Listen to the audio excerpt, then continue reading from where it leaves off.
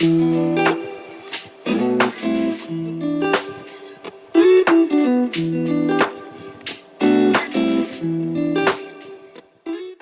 there, ladies. Grab your coffee because it's a Lucy kind of day.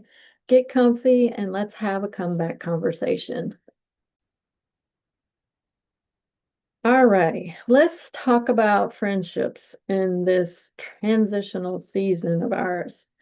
At some point, you're probably noticing a shift. Maybe the last couple of months, maybe it's been in the last couple of years. The people you've known, trusted, relied on, spilled the beans to for years, they're still there, but the way you're connecting doesn't feel the same. And I can bring up a very specific relationship with a friend, like you could talk and not talk again for 4 months, pick up the phone and you pick up that conversation where you left off. But when you hit a different season of life, conversations don't land the same. Your availability isn't the same. And what you want from your connection with people are actually shifting. And it makes you stop and think, why is this so weird right now? Why do I feel this way? You're still connected. You still trust them, but there's something very different. If you're new here, I'm Christy. I'm the comeback mentor, and I walk with women in midlife who are moving through this new season of life and looking to fulfill their calling, just really find their identity and learn how to live life well. And friendships are a huge part of that shift. So let's dive into our conversation. When we hit a certain stage of life, we are very clear in certain areas. We know what matters. You know what matters to you. You know what you don't have room for anymore. Conversations that you used to entertain or be available for. Have you noticed? You kind of politely excuse yourself, or you just really like, no, I don't want to talk about that. I'm good. So when you sit in those conversations, you can feel it. It either supports you, strengthens you, makes you feel a part of, or it doesn't. Not anymore. And you can't unfeel that once you've noticed it. And it sneaks up on you. It's not something you notice immediately. It happens, like I said, over months or actual years. And when you feel that distance between you and those that you've trusted for so long, it can feel like grief.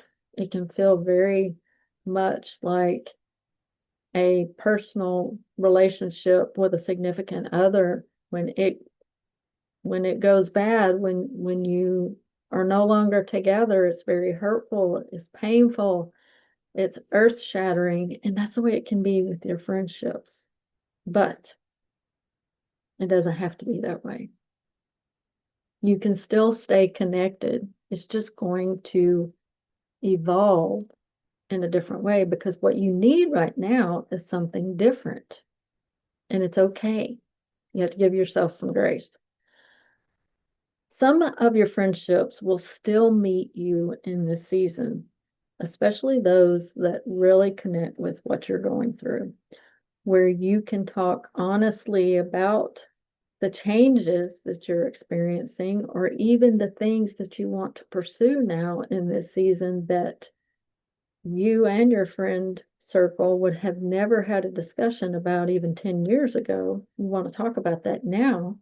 So the friendships that stick with you and support that are going to remain strong. Those friendships where you can talk about where you're going, what you want to do, talk about your faith, talk about everything in your life and your decisions as it is evolving for you in this brand new territory that we call midlife. Some of those friendships will stay,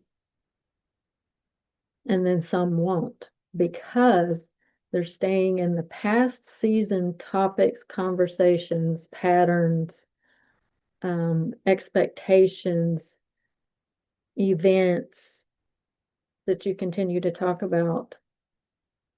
And sometimes it's okay to close down those friendships or keep them at a lower touch point, because what you need now is a different support team. And this is where you have to decide how you're going to handle that, because you don't want to be hurt and they don't want to be hurt. You can try to pull those relationships forward with you, but if you try too hard, you're putting so much effort in and you're not, it can cause some feelings, some bad feelings. It can stir a little trouble, and you don't want to push too hard, strain too hard, and completely lose that relationship, especially if you're wanting to keep it. Or you can just realize and recognize that that relationship is not going to carry you the same way in this season, and that it's okay. You have certain conversations inside of that relationship that are safer for the two of you, not about what's going on. That's your choice. Those are some options. But I want you to think about this in who you surround yourself with around you, especially when you're at this opportunity season to dive into something that's been on your heart, been on your mind, been shelved, or maybe is a brand new assignment on your heart that you want to pursue. Are those people going to support you?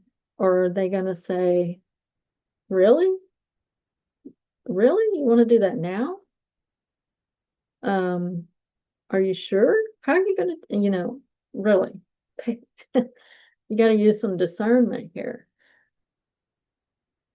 When you talk to the people you're surrounding yourself with, do you leave with a sense of peace? Do you have greater clarity when you have those conversations with them? Or do you feel like, I'm completely drained? Why did we talk about that? Why did I say that? Why did I even discuss that with them? Because it didn't go well. I wasn't received well.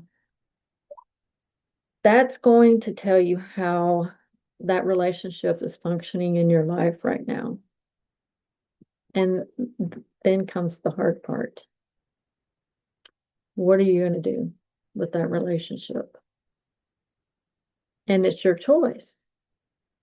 But you have to remember that you need a support network that's going to support you, that's going to come up beside you and not kick you from behind.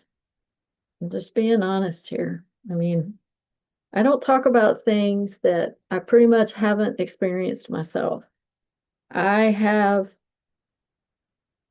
close friends, I have networks, I have people I keep in touch with because of my time in the service all over the world.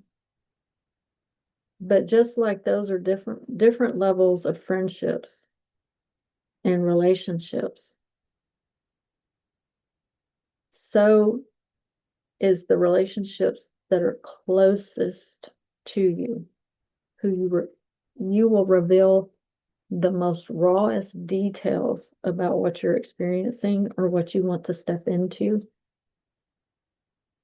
So it doesn't mean you can't have those friendships. It means they have to look different.